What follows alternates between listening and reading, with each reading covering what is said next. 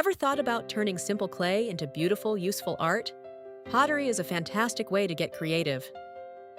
No matter your skill level, you don't need fancy equipment or a big studio to start making pottery at home. All you need are basic tools like clay, a rolling pin, and some simple shaping tools to get started. Beginners often try hand-building techniques, pinch pots, coil building, or slab making before using a pottery wheel. Choosing the right clay makes it easier. Earthenware or stoneware are best for starters since they're simpler to handle. They also fire at lower temperatures. Pottery isn't just making objects, it's also about patience with each step.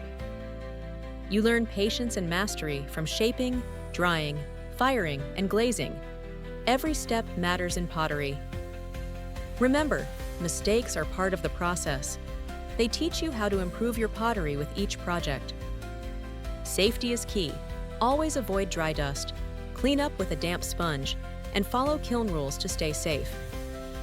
Pottery boosts your creativity, helping you think in 3D, a skill that's useful beyond working with clay.